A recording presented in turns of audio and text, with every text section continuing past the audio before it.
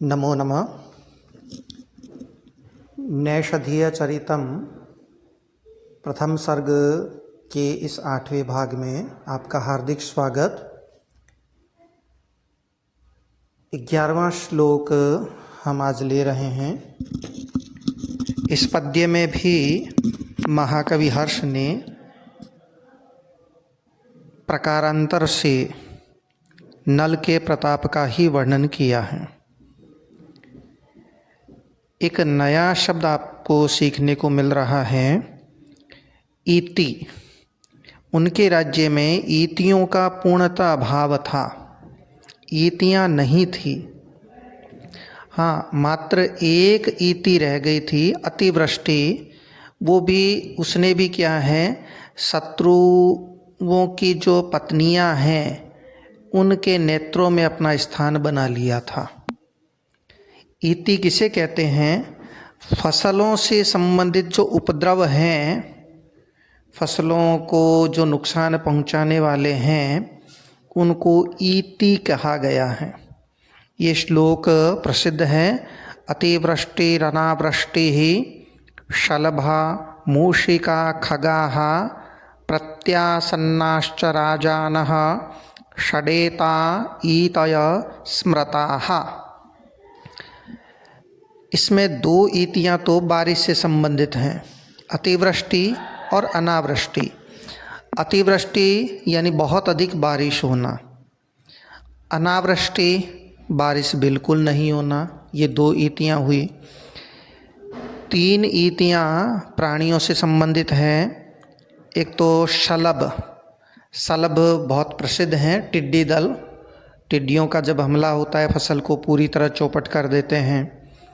फिर मूषिका, मूषक, चूहे, खगा, पक्षी, जो चिड़िया वगैरह होते हैं, और उनसे बचाव के लिए खेतों में एक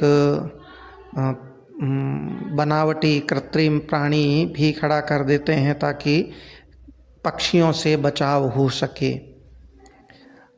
और प्रत्यासन्नाश्च राजाना, और निकट आए हुए राजा लोग, यानी जब राजा चढ़ाई करते थे तो उस दौरान भी फसलें उनके सैनिकों के पद संचलन से प्रभावित होती थी और वो नष्ट हो जाया करती थी।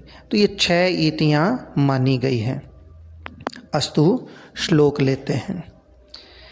निवारितास्तेन महीतलेखिले निरीति भावं गमितेति वृष्टय न तत्यजुर्नूनमनन्यविश्रमाः प्रतीप भूपाल मृगीदृशां दृशः। तो यहाँ एक इति अतिवृष्टि का वर्णन आएगा। किस प्रकार से है? अच्छा राजा वो होता है जिसके राज्य में एक भी इति न हो। तो नल ने अपने समस्त राज्य को ईतियों से रहित कर दिया था। तो ये बता रहे हैं कि तेन उस नल के द्वारा, तेन उसके द्वारा, उस नल के द्वारा, अखिले महीतले, अखिले महीतले, संपूर्ण महीतल को, संपूर्ण पृथ्वी को, निरीति भावम गमिते, निरीति भाव को पहुंचा देने पर, यानी ईतियों से रहित कर देने पर, तेन उस नल के द्वारा, अखिले महीतले, समस्त महीतल को, समस्त भूमंडल को, निरीति भावम गमिते, ईतियों से रहित कर देने पर, निवारिताः, निवारण की गई, हटाई गई, रोकी गई। रोकी गई कौन? अतिवृष्टयः, अतिवृष्टियों ने, अतिवृष्टियों ने, वो अनन्य विश्रमाः, अनन्य विश्रमा, विश्रमा की जगह संश्रया शब्द भी मिलता है, तात्पर्य एक ही रहेगा कि अन्यत्र विश्राम को प्राप्त न करके, अन्यत्र आश्रय प्राप्त न करके, प्रतीप भूपाल मृगीदृशाम दृशः। प्रतीप प्रतिपक्षी यानी शत्रु, शत्रु जो भूपाल हैं, राजा हैं, उन राजाओं की मृगीदृशाम मृगनयनी स्त्रियों के दृशः नेत्रों को नूनम प्रायः न तत्यजो नहीं छोड़ा। नूनम ये उत्प्रेक्षा बोधक शब्द हुआ करता है। संभावना की गई है कि अतिवृष्टियों ने प्रतिपक्षी राजाओं की हरिणियों के सदृश दृष्टियों वाली, नेत्रों वाली मृगनयनी जो स्त्रियां हैं, उनके आँखों को, नेत्रों को न त्यजो नूनम मानो नहीं छोड़ा। अर्थ यहाँ नीचे भी दे रखा है।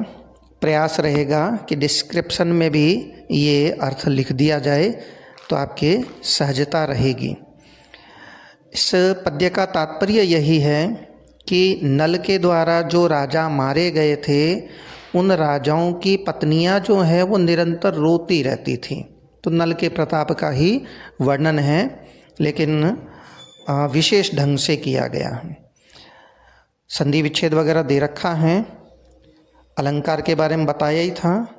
जो मूल है, यहाँ क्रियापद है तत्यजो। ये त्यज हानौ, त्यज धातु है छोड़ना अर्थ में। भवादिगण की धातु है, परस्मयी पद में रूप चलते हैं, सकर्मक है, यानी इसका कोई न कोई कर्म होता है। तो यहाँ कर्म आया है दृशः, इसके बारे में भी देखते हैं। तो ये सकर्मक अनिट धातु है, इसमें इट नहीं लगता। तो ये लिट लकार का प्रथम पुरुष बहुवचन का रूप है जो यहाँ दे दिया गया है।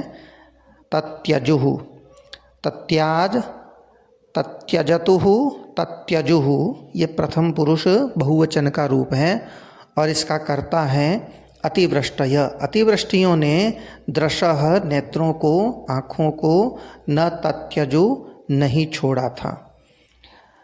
जो दृश्य शब्द है दृशः, ये द्वितीया विभक्ति बहुवचन का रूप है।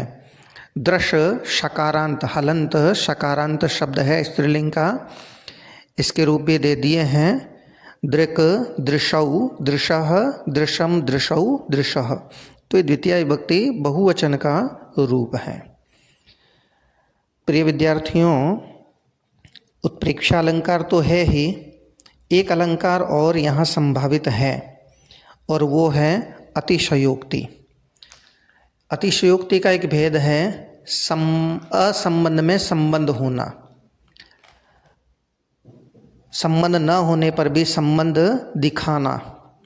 तो यहाँ प्रतिपक्षी राजाओं की मृगनयनी स्त्रियों के रोने में अतिवृष्टियों का संबंध न होने पर भी संबंध बता दिया गया है, इसलिए ये अतिशयोक्ति अलंकार है। अस्तु पुनर्मिलाम। नमो नमः।